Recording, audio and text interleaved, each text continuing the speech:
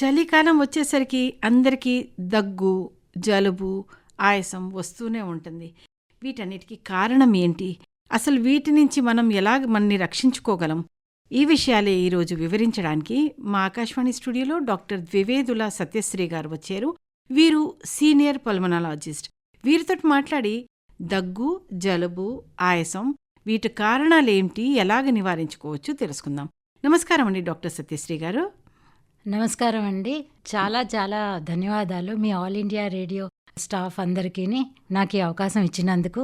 నా ఉద్దేశం ఏమిటంటే ప్రజలకి మంచి అవగాహన కలగాలి, ఎడ్యుకేషన్ రావాలి, తెలుసుకోవాలి ఈ బాధల నుంచి విముక్తి పొందడానికి. డాక్టర్ గారు, ముందుగా దగ్గు, జలుబు ఎందుకు వస్తుంది? ప్రతి ఒక్కడు దగ్గుతూ ఉంటాడు. ముఖ్యంగా చలికాలం, శీతాకాలం వచ్చేసరికి దగ్గు అనేది చాలా కామన్ అయిపోతున్నది. అది ఎందుకు వస్తుంది అని చెప్పగలరా? దీనికి ముఖ్యంగా ప్రస్తుతం 2 కారణాలు ఉన్నాయండి. స్పెషల్లీ ఈ మధ్యకాలంలో వైరల్ ఇన్ఫెక్షన్స్, కోవిడ్ వచ్చి వెళ్ళేకి కూడా చాలా రకరకాల వైరస్ పర్సన్స్ని అటాక్ చేస్తున్నాయి. అదొక కారణం. రెండోది ఎలర్జీ, అంటే మన బాడీ రియాక్షన్ ఇస్తున్నది. ఎందుకు ఇస్తున్నది అంటే పొల్యూషన్ రేట్ చాలా ఎక్కువైపోయింది, వాయు కాలుష్యం ఎక్కువైపోయింది అన్నమాట. ముఖ్యంగా ఈ మంచులో ఈ సస్పెండెడ్ పార్టికల్స్ ఉంటాయి, కాగితాలు కాల్చడం, రబ్బర్ టైర్ కాల్చడము, తర్వాత వెహికల్ పొల్యూషన్, ఇవన్నీ విపరీతంగా పెరిగిపోయాయి అన్నమాట. ఈ పార్టికల్స్ అన్నీ సస్పెండ్ అయి ఉంటాయి, అంటే గాల్లో, అవి మనం పీలుస్తాం. సో ఈ వైరల్ ఇన్ఫెక్షన్స్, మనకి లో ఇమ్యూనిటీ అండ్ ఈ పొల్యూషను, తర్వాత ముఖ్యంగా రాంగ్ ట్రీట్మెంట్, ఏదో పర్వాలేదులే ఇది వచ్చేదే కదా సీజన్లో దగ్గు జలుబు కామనే అని నెగ్లెక్ట్ చేయడం, ఇది ముఖ్య కారణాలు.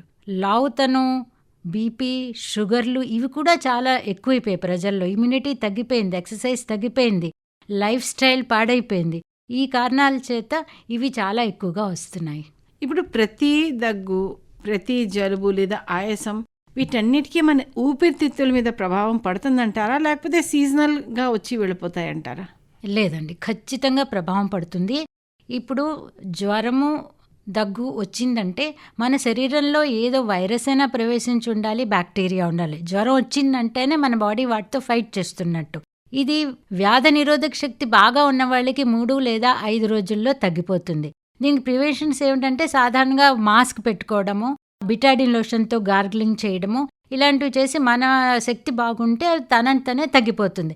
కానీ అది తగ్గని పక్షంలో, అంటే ఇంకా జలుబు ఎక్కువైపోవడం, దగ్గు ఎక్కువైపోవడము, మన బాడీ ఎప్పుడైతే ఈ బ్యాక్టీరియా వైరసెస్తో ఫైటింగ్ చేస్తుందో దానివల్ల మ్యూకస్ ఎక్కువ వస్తుంది, అంటే చీమిళ్ళలా కానీ, దగ్గులో కపంలా కానీ, అది రంగు మారడం కూడా జరుగుతుంది, పసుపచ్చగా కానీ ఆకుపచ్చగా కానీ.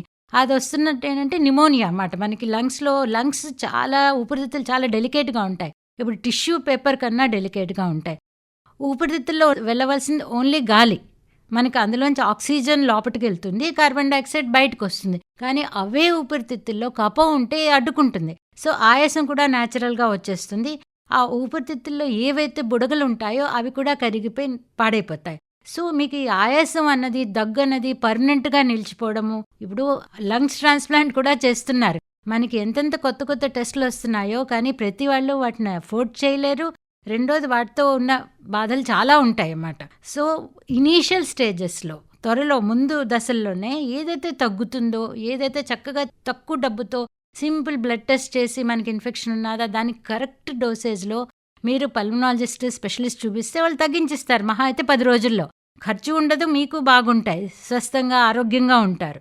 అలా చేయని పక్షంలో ఇంటి దగ్గర మీ సొంత వైద్యాలు చేసి, లేకపోతే ఒక 10-15 కాఫ్ సిరప్స్ అందరూ వాడేస్తారు. లేకపోతే ఈ కోవిడ్ వచ్చాక షాప్లోకి వెళ్ళిపోయి ఒక జ్వరం మందు, ఒక యాంటీబయాటిక్, దగ్గు మందు సీసా వాడేసి అలా అలా అలా దగ్గే కదా తగ్గిపోతుందని నెగ్లెక్ట్ చేస్తారు. కానీ ఇది ప్రాణాంతకం అవ్వచ్చు, లాస్ట్కి లంగ్స్ చెడిపోతాయి. ఇప్పుడు డాక్టర్ గారు, మీరు చెప్పిన విషయాల్లోనే కొన్ని విషయాలు కొంచెం క్లియర్గా చెప్తారా? దగ్గు అనేది చాలా సర్వసాధారణంగా వచ్చే, అది వ్యాధి కూడా కాదు, చిన్న లక్షణం అనే అనుకుంటాం చాలామంది. పైగా మీరు అన్నట్టుగా over the counter cough syrup తీసుకుంటే 2 రోజుల్లో 3 రోజుల్లో తగ్గిపోతుంది కూడాను. మరి ఎప్పుడు మనం అలర్ట్ అవ్వాలి? తగ్గిపోయింది, over the counter cough syrup తీసుకున్నారు, లేదా ఇంటి చిట్కాలు వాడి కూడా దగ్గు తగ్గింది, కానీ మనం దగ్గు ఎప్పుడు సీరియస్ అయ్యి పల్మనాలజిస్ట్ వరకు వెళ్ళాలి? ఏ సిమ్టమ్ ఉంటే ఇంకా డైరెక్ట్గా స్పెషలిస్ట్ దగ్గరికి వెళ్ళాలి అంటారు? మంచి క్వశ్చన్ అడిగారండి. ఇప్పుడు దగ్గు తగ్గిపోయి మళ్ళీ అసలు 5-6 నెలల వరకు రాలేదంటే మీరేం వర్రీ అవ్వద్దు, ఎవరి దగ్గరికి వెళ్ళక్కర్లేదు. మీ చిట్కాలు మీరు పాటించుకోండి. కానీ మళ్ళీ 15 రోజులకి మళ్ళీ దగ్గొస్తున్నది, మళ్ళీ ఓ వారం బాధపడుతున్నావు, మళ్ళీ 10 రోజులకు 15 రోజులకో వస్తున్నది, ఎవ్రీ మంత్ రిపీట్ అయితే ఒకటి. రెండోది కారణం తెలుసుకోవాలి. దగ్గుకి చాలా కారణాలున్నాయండి. ఫస్ట్ ఆఫ్ ఆల్ ఏంటంటే మనకి అలర్జీ ఉన్నప్పుడు, ఈ సైనసైటిస్ అంటారు చూడండి, జలుబు, తుమ్ములతో మొదలై మన పక్కన ఇలా చీమ్ చేరుతుంది. అది గొంతుకులో కంటిన్యూస్‌గా గ్రావిటేషన్ ఫోర్స్ వల్ల దిగుతుంది. సో, అది క్లియర్ చేసుకోవాలి. మూడోది ఎలర్జిక్ అంటే ఎలర్జిక్ బ్రాంకైటిస్ అని కూడా అంటారు. ఇది సహజంగా మన శరీరం మాటమాటికి దగ్గు వస్తూ ఉంటే మన ప్రొటెక్టివ్ మెకానిజమ్స్ ఏదైతే నేచర్ హ్యాస్ గివెన్ అస్, అంటే ముక్కులోంచి చిన్న వెంట్రుకలు, తర్వాత కిందన వెంట్రుకలు లాంటివి సిలియా అంటారు. అవి ఉంటాయి. అవి కంటిన్యూస్‌గా పనిచేస్తూ ఉంటాయి. ఈ కఫం క్లియర్ చేయడానికి మనం పీల్చే గాలిలో ఏదైతే కాలుష్యం పార్టికల్స్ ఉంటాయో అవన్నీ తుడిచి ఒక పక్క పోగుపెడతాయి. మీరు చాలా సార్లు దగ్గి సఫర్ అయితే ఈ ప్రొటెక్టివ్ మెకానిజం పోతుంది. ఇప్పుడు చీపురు ఎన్నోసార్లు వాడితే చీపురు చిన్నదైపోతుంది కదా, అవన్నీ రాలిపోతాయి. అలాగే ఇవి కూడా మనవి రాలిపోతాయి. అలాంటప్పుడు ఇంకా ఇన్ఫెక్షన్స్ ఎక్కువ వస్తాయి. సో, అలాగే ఇప్పుడు చీమిడి రంగు మారినప్పుడు, జ్వరం వచ్చినప్పుడు, అలాగే మీరు డయాబెటిక్కో, హైపర్‌టెన్షనో అంటే బీపీ, షుగరు ఉండి, ఇంకేవైనా వ్యాధులు చూడండి, జాయింట్ పెయిన్స్ చాలా ఉన్నాయి, ఆటోఇమ్యూన్ డిజార్డర్స్, కిడ్నీ ప్రాబ్లమ్స్‌తో బాధపడితే, హార్ట్ అటాక్ వచ్చిన వాళ్ళై ఉండి ఆల్రెడీ హార్ట్‌కి మెడిసిన్స్ వాడుతూ ఉంటే, వాళ్ళు మాత్రం ఖచ్చితంగా ఇనీషియల్ దశలోనే పల్మనాలజిస్ట్‌ని కలవాలి. ఎందుకంటే దగ్గుకి కారణం తెలుసుకోవాలి, అసలు దేనివల్ల వస్తుందో. ఒకప్పుడు హార్ట్ కంజెషన్ వల్ల కూడా దగ్గొస్తుంది. ఒకప్పుడు వేరే బీపీ మాత్రలు అవి వేసుకుంటారు, దానివల్ల కూడా దగ్గొస్తుంది. కారణం అనేది ఏ కారణం చేత వస్తుందనేది ఆ స్పెషలిస్ట్ కరెక్ట్‌గా తెలుసుకుని 5 రోజుల్లో తగ్గించేస్తారు. తెలియకుండా దగ్గు మందులు ఏదో ఒకటి యాంటీబయాటిక్ వాడడం, అలా చేయడం మహా తప్పు. ఎందుకంటే ఈ మధ్యకాలంలో కొత్త ఇష్యూ ఏంటంటే యాంటీబయాటిక్ రెసిస్టెన్స్. మన దేశంలో ఫ్రీగా అవైలబిలిటీ ఉన్నది కాబట్టి అన్ని రకాలు చాలా మంచి యాంటీబయాటిక్స్ అడ్డంగా దిడ్డంగా వాడేస్తున్నారన్నమాట. మీరు వినే ఉంటారు. ఇప్పుడు పెన్సిలిన్ ఒకప్పుడు చాలా బాగా పనిచేసేది. ఇప్పుడు ఎక్కడ పనిచేస్తున్నది? ఎవరిస్తున్నారు పెన్సిలిన్ ఇంజెక్షన్స్? ఎవరు రావట్లేదు. ఎందుకంటే పనిచేయవు కదా. అలాగే most of the antibiotics misuse అవుతున్నాయి. అలా మిస్యూజ్ అవ్వకుండా ఉండడానికి మీరు డాక్టర్ని కన్సల్ట్ చేస్తే మంచిది. మరి డాక్టర్ గారు, ఇప్పుడు దగ్గు సాధారణంగా ఈ మధ్య గమనిస్తున్నది ఏంటంటే, జ్వరంతో పాటు దగ్గు వస్తుంది. జ్వరం తగ్గినా దగ్గు కొంచెం ఒక నెల్లాళ్ల పాటు ఉంటుంది. ఇది ఎంతవరకు సీరియస్ అంటారు? అది నిజంగానే సీరియస్. ఇప్పుడు జ్వరం ఎందుకు తగ్గుతుందంటే చాలాసార్లు రోజుకి 3 సార్లు ఈ కోవిడ్ వచ్చాక డోలో మాత్ర కానీ క్రోసిన్ మాత్ర వేసేసుకుంటారు. ఎప్పుడైనా వైరల్ ఇన్ఫెక్షన్లో ముందు జ్వరం వస్తుందన్నమాట. జ్వరం వచ్చి ఈ డోలో 3-5 రోజుల వరకు తెలియకుండానే, అంటే ఎప్పుడు జ్వరం వస్తే జ్వరం వచ్చాక చూసాక డోలో వేసుకోవాలి. డోలో కానీ paracetamol, what ever you call it. కానీ వరాసగా వేసేస్తే మీకు జ్వరం పైనుంచి అణిగిపోతుంది. దగ్గుమందు కూడా అలాగే పైనుంచి అనిచేస్తుంది. కానీ లోపట వ్యాధి ఏదైతే డిస్ట్రక్షన్ అంటే చెడుపుతూ ఉంటుందో అది ఆగదన్నమాట. సో, అది కంటిన్యూ అవుతుంది. అందుకే నెల వరకు మీకు కంటిన్యూ అయ్యి మన లోపల లంగ్స్ చెడిపోతూ ఉంటాయి. జ్వరం రావడం ఆగిపోతుంది.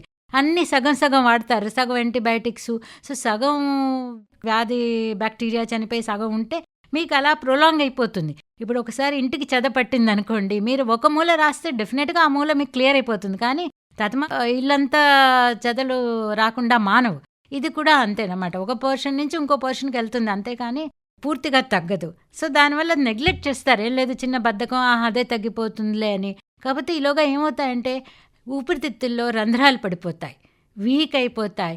ఈ స్ట్రెయిన్ అంతా మన గుండె తీసుకోవాల్సి వస్తుంది. అంటే లంగ్స్లో ఆక్సిజన్ సమంగా అందనప్పుడు దాని పని ఎవరు చేస్తారు? గుండె చేస్తుంది. వాటర్ ఎలాగ పంపు పెట్టి మనం వాడతామో, వాటర్ లేకుండా మనం పంపు ఎక్కువసేపు వేసేస్తే పంపు కాలిపోతుందన్నమాట. అలాగ హార్ట్ కొట్టి డైలేట్ అయిపోతుంది, అంటే సాగిపోతుంది. అదే అప్పుడు ఆయాసం కూడా పర్మనెంట్గా నిలిచిపోతుంది. సో, ఇది ఏమిటన్నది తెలుసుకోవడం ముఖ్యం. ఇప్పుడు శీతాకాలం వచ్చేసరికి చాలామంది మంట పెట్టుకుంటారండి, కొంచెం వేడి కాచుకోవడానికి. ఆ మంట ఎక్కువసేపు ఉండాలని రబ్బర్ టైర్లు, మరి భోగి మంట కూడా త్వరలో మనం పెడతాం, అందులో కూడా రబ్బర్ టైర్లు అవన్నీ వేసిస్తారు. మామూలుగా కర్ర మంట పెట్టడం, ఇంకా రబ్బర్ టైర్లు వేసి మంట పెట్టడం, ఈ రెండిటి వల్ల ఎటువంటి ప్రమాదం మనకు ఉంది? ఏంటి ఎక్కువ ప్రమాదకరం చెప్తారా?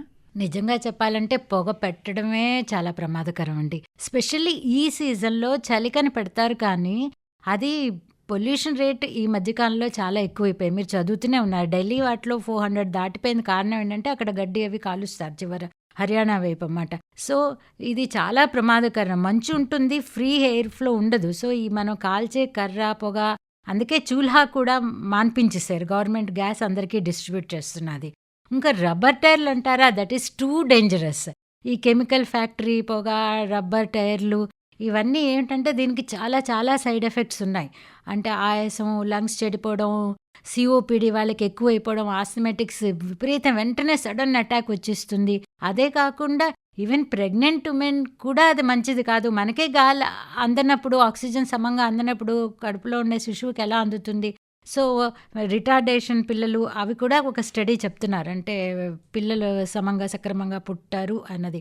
సో, ఇది one of the main reasons for pollution. ఇది ఎంత తగ్గితే అంత మంచిదండి.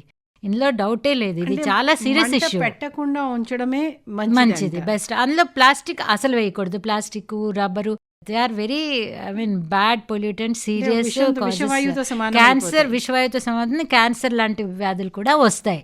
అది అండ్ అలాంటి పొగ పీల్చేటప్పుడు ఆస్మా అటాక్ ఇవన్నీ ఇంట్లో తగ్గవు. వెంటనే కొందరు చాలామంది మా దగ్గర సీరియస్ అయిపోయి పరిగెట్టుకుంటూ హాస్పిటల్కి ఎమర్జెన్సీ మేనేజ్మెంట్ కింద వస్తారు. వాళ్ళు వెంటనే వాళ్ళకి ఎమర్జెన్సీ డిపార్ట్మెంట్లో ల్యాండ్ అవుతారు. చాలా డాక్టర్ డేంజరస్. గారు, మరి మనం కోస్తా తీర ప్రాంతంలో ఉన్నవాళ్ళము, ఇక్కడ తేమ కూడా అలాగే ఉంటుంది. ఈ పొల్యూషన్ ఇంకా తేమ కలిసి మన ఊపిరితిత్తుల మీద ఎటువంటి ప్రమాదకరం ఎఫెక్ట్ ఇస్తాయి చెప్తారా? ఎక్కువే ఇస్తాయి. తేమ వల్లే కదా ఈ పార్టికల్స్ అన్నీ ఫ్రీగా డిస్ట్రిబ్యూట్ అవ్వు, ఫ్లో అందులో అలా ఉంటాయి అన్నమాట. అవి పోవు. ఎండకైతే కొంచెం ఇదవుతాయి. ఆ తేమ వల్ల డస్ట్ పార్టికల్స్ ఉంటాయి. అండ్ ఇంకో విషయం ఏం చెప్పాలంటే చాలామంది ఉమ్ముతారు రోడ్ల మీద. ఇది చాలా బ్యాడ్. అవి కూడా ముఖ్యంగా టీబీలో బ్యాక్టీరియా అవి చనిపోవు. ఉమ్మితే కొంత పార్టికల్ కింద మారిపోయి ఎయిర్లో సస్పెండ్ అయి ఉంటాయి. గాల్లోనే అలా తేలుతూ ఉంటాయి. సో మనం అదే ఊపిరి పీలుస్తాం. సో దానివల్ల టీబీ కూడా వచ్చే అవకాశం ఉంటుంది ఈ కోస్టల్ ఏరియాస్లో. స్పెషల్లీ ఈ చలికాలం అయితే మరీ ఎక్కువగా ఉంటుంది. సో చాలా మందికి మీరు వినే ఉంటారు, వైజాగ్ రాగానే అండ్ స్పెషల్లీ ఫారెన్లో ఉన్న వాళ్ళు అయితే ప్లేన్ దిగగానే తుమ్ములు, జలుబు ఇవన్నీ ఎలర్జీ వల్ల కొంత పొల్యూషన్ వల్ల మొదలవుతాయి. మరి ఇన్ని విషయాలు చెప్పారే, అసలు దగ్గు రాకుండా, జలుబు కానీ ఆయాసం రాకుండా ఉండాలంటే ఏం చేయాలండి? ఫస్ట్ ఆఫ్ ఆల్ మన వ్యాధ నిరోధక శక్తి పెంచుకోవాలి. దానికి ఏమిటంటే చాలా మంచి diet, proper diet, healthy diet, fruits, vegetables బాగా తీసుకోవాలి. ముఖ్యంగా చాలామంది చలికాలంలో నిమ్మకాయ తినకూడదు, విటమిన్ సి, సైట్రస్ ఫ్రూట్స్ ఏవైతే మంచివో అవి రివర్స్లో ఆపేస్తారు. యాక్చువల్లీ అవి బాగా తినచ్చు. ఫ్రూట్స్ వల్ల కూడా ఒకప్పుడు మనకి ఎలర్జీ ఎందుకు వస్తుందంటే స్పెషల్లీ గ్రేప్స్, దాని మీద పెస్టిసైడ్స్ ఎక్కువగా జల్లేస్తారు. అవి ఉప్పు నీళ్ళలో లాంచుకుని లేకపోతే వెనిగర్లో కడుక్కుని తింటే ఏమీ అవదు. బట్ గ్రేప్స్ లేకపోయినా మిగతా చాలా పళ్ళు ఉంటాయి, ఆరెంజెస్, అవి ఖచ్చితంగా తీసుకోవాలి. ఒకటి. రెండోది జాగ్రత్తలు అంటే మాస్క్ పెట్టుకోవడం. థర్డ్ ఏంటంటే కొంచెం మన ఇది బిల్డప్ చేయాలి అంటే యోగాసనాలు, ప్రాణాయామం. ముఖ్యంగా ప్రాణాయామం చాలా మంచిది.